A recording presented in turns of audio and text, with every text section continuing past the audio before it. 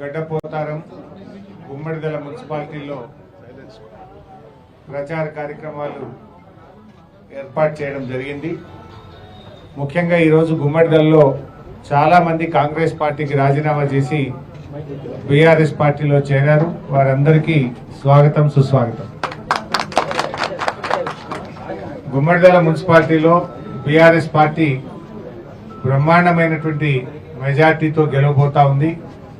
ఇక్కడ మెజార్టీ వార్డులు ఖచ్చితంగా బీఆర్ఎస్ గెలుపు ఖాయమైపోయింది. కాంగ్రెస్ పార్టీ 6 గ్యారెంటీలు అమలు చేయకుండా ఇవాళ ఓటు అడిగే నైతిక హక్కు కాంగ్రెస్ కు లేదు. కాంగ్రెస్ మాటలకు ఎక్కువ, చేతలకు తక్కువ. 100 రోజుల్లో 6 గ్యారెంటీలు అమలు చేస్తామని ఏ ఒక్క గ్యారెంటీ కూడా పూర్తిగా అమలు చేయలేదు. మహిళలకు మహాలక్ష్మి 2500 రాలేదు. రైతులకు 15,000 రైతు భరోసా రాలేదు.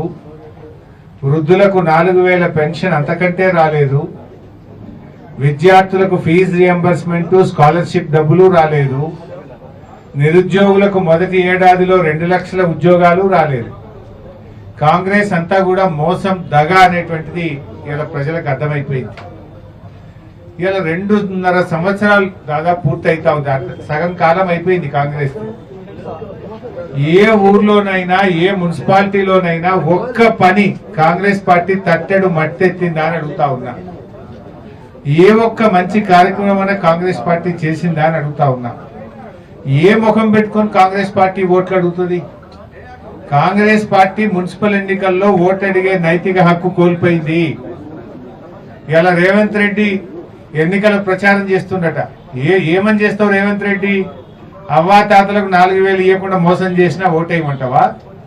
మహాలక్ష్మి 2,500 ఇయ్యలేదు, కాంగ్రెస్ పార్టీకి ఓటేయమని తిరుగుతున్నావా రేవంత్ రెడ్డి? ఏ ముఖం పెట్టుకొని రేవంత్ రెడ్డి ఎన్నికల ప్రచారం చేస్తున్నాడు? ఇవాళ ఫిబ్రవరి నెల వచ్చింది, ఇప్పటిదాకా రైతు బంధు పడలే. ఇలా మా గుమ్మడిదలలో సగానికి సగం రైతులే ఉంటారు. ఎందుకు రైతు బంధు డబ్బులు వేయలే? కేసీఆర్ ఉన్నప్పుడు డిసెంబర్ నెలలోనే రైతు బంధు పైసలు పడ్డాయి. ఇప్పుడు డిసెంబర్ అయిపోయింది, జనవరి అయిపోయింది, ఫిబ్రవరి నెల వచ్చినా రైతు భరోసా పైసలు పడలే. అంటే రేవంత్ రెడ్డి నువ్వు ఓట్లకు రైతు బంధు పైసలు ఇస్తున్నావు. నాట్లకు కేసీఆర్ రైతు బంధు పైసలు ఇస్తే ఓట్లకు రేవంత్ రెడ్డి రైతు బంధు వేస్తుండ్రు. మొన్న సర్పంచ్ ఎన్నికలు అప్పుడేమో రైతు బంధు వేసిండు. ఇప్పుడు యాసంగికేమో ఇంతవరకు రైతు బంధు పడలే. రైతు బంధు అనేది పెట్టుబడి సాయం. నారు ఓసుడు అయిపోయే, దుక్కి దున్నుడు అయిపోయే, నాట్లు వేసుడు అయిపోయే, కలుపు తీసుడు అయిపోయే, యూరియా చల్లబట్టి ఇంకెప్పుడు ఇస్తావు రైతు బంధు? అంటే ఎందుకు రైతుల్ని మోసం చేస్తున్నావు? 15,000 ఇవ్వకపోతేవి, కేసీఆర్ గారు ఇచ్చే పైసలు ఇవ్వకపోతేవి. కరోనా వచ్చినా రైతు బంధు డబ్బులు పడ్డాయి కదా, నువ్వెందుకు రైతు బంధు డబ్బులు వేయట్లేదు? 11 సార్లు కేసీఆర్ రైతు బంధు డబ్బులు వేసిండు. 82,000 కోట్ల రూపాయలు డబ్బులు వేసిండు కేసీఆర్ గారు. నువ్వెందుకు వేస్తలేవు? ఇప్పటికి 2 రైతు బంధులు ఎగ్గొట్టినావు. ఇప్పుడు ఇది 3వది ఇస్తావా? మళ్ళీ ఇది కూడా ఎగ్గొడతావా? నువ్వు అనుకుంటున్నావేమో మున్సిపాలిటీల్లో రైతులు ఉండరు, పట్టణాల్లో రైతులు ఉండరు, వాళ్ళకి వేయకపోతే ఏం కాదనుకుంటున్నామో బిడ్డ. కానీ ఇలా గుమ్మడిదల్లో 80 పైసలు రైతులే. సగం మున్సిపాలిటీల్లో రైతులే ఉంటారు, రైతు కుటుంబ సభ్యులే ఉంటారు. మున్సిపాలిటీలు ఉన్న వాళ్ళకి భూములు ఉన్నాయి, మున్సిపాలిటీలలో హింసం ఉండదు, రైతు బంధు అయిపోతే ఏం కాదనుకుంటున్నాయేమో. కానీ మున్సిపల్ ఎన్నికల్లో రైతుల్ని ఈ బలగొడతారు. కాంగ్రెస్ పార్టీని పొట్టు చేస్తారు బిడ్డ రైతు బంధు వేయకపోతే. ఇలా నువ్వు రైతు బంధు ఎగ్గొట్టినావు, కాలేజీ పిల్లలకు ఫీజు రియంబర్స్మెంట్ ఎగ్గొట్టినావు, అవ్వా తాతలకు 4,000 పింఛన్ ఇవ్వలేదు. కొత్తగా ఒక్క పింఛన్ ఇచ్చినవా? ఈ 2.5 ఏళ్ళైంది ఈ గవర్నమెంట్ వచ్చి. కేసీఆర్ గారు ఉన్నప్పుడు ఇచ్చిన 57 ఏళ్ళకి ఇచ్చిన పెన్షనే. ఉన్న పెన్షన్లు 2 లక్షలు కోత పెట్టినావు. చచ్చిపోయిందనో ఇంకేదో పేర్లు పెట్టి 2 లక్షల పెన్షన్లు తీసేసినావు.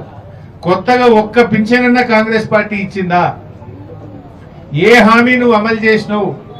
ఇలా రైతులకు 24 గంటల కరెంట్ అన్నావు. నేను ఛాలెంజ్ చేస్తున్న కాంగ్రెస్ నాయకులను, ఏ సబ్ స్టేషన్ పోదాంపా, 12 గంటల కరెంటు కూడా వస్తలేదు రైతులకు. దొంగరాత్రి కరెంటుతో రైతులు ఇబ్బంది పడతా ఉన్నారు. ఇలా 12-13 घंटा भी करंट नहीं आ रहा, किसान बहुत परेशान में है। अरे मुसलमान को भी कांग्रेस ने धोखा दिया। 2.5 साल में 1 पैसा भी काम नहीं करे मुसलमानों के लिए।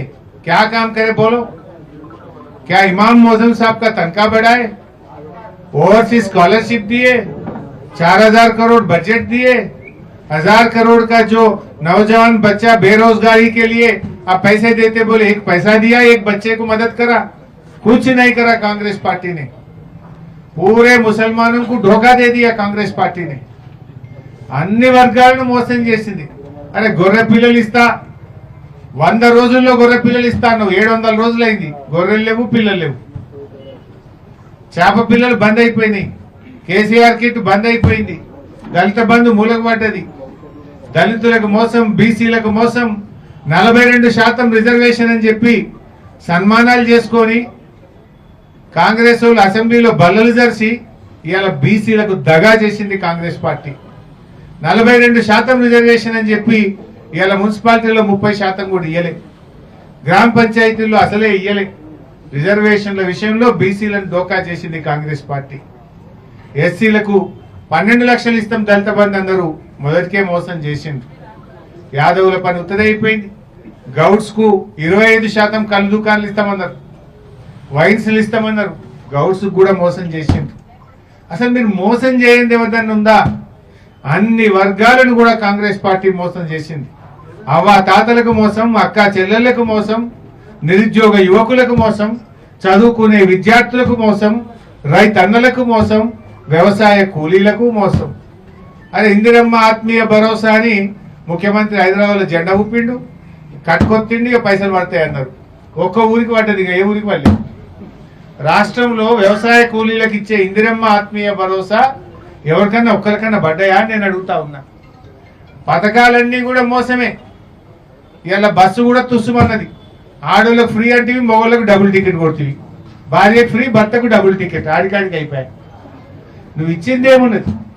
నువ్వు ఇచ్చిన పథకం ఏమున్నది? కేసీఆర్ గారు ఇచ్చిన గొర్రె పిల్లలు బంద్ అయిపోయినాయి, చేప పిల్లల పథకం బంద్ అయిపోయింది, దళిత బంధు బంద్ అయిపోయింది, కేసీఆర్ కిట్టు బంద్ అయిపోయింది, బతుకమ్మ చీరలు బంద్ పెట్టినావు. ఉన్నాయి రద్దు చేసుడు తప్ప నువ్వు కొత్తగా ఇచ్చింది ఏమైనా ఉన్నదా అని నేను అడుగుతా ఉన్నా. ప్రజల్ని మోసం చేసినావు. ఆడవిళ్ళ పెళ్లికి తులం బంగారం ఇస్తావు, కానీ బంగారం ధర మాత్రం 1,64,000 అయిపోయింది. నువ్వు ఇచ్చింది లేదు కానీ ధర మాత్రం డబుల్ చేసినావు. 80,000 1,60,000కి వచ్చింది, డబుల్ ధర చేసినావు. ప్రజల్ని అడుగడుగున మోసం చేసింది ఇవాళ కాంగ్రెస్ పార్టీ. ఇవాళ ఏ ముఖం పెట్టుకుని నువ్వు ఓట్లు అడుగుతావు? కాంగ్రెస్ నాయకులను ఎక్కడికక్కడ నిలదీయాలని చెప్పి నేను పిలుపునిస్తా ఉన్నా. ఇలా గుమ్మడిదల ఈ యొక్క గ్రామ పంచాయతీలో, ఈ మున్సిపాలిటీలో 2.5 ఏళ్లలో రూపాయి పని అయిందేమో చూపింది ఎక్కడన్నా, ఒక రూపాయి పైసా పని. అరే మంచినీళ్ళు కేసీఆర్ ఇచ్చినాయే, రోడ్లు కేసీఆర్ ఇచ్చినాయే, కరెంటు కేసీఆర్ ఇచ్చిందే.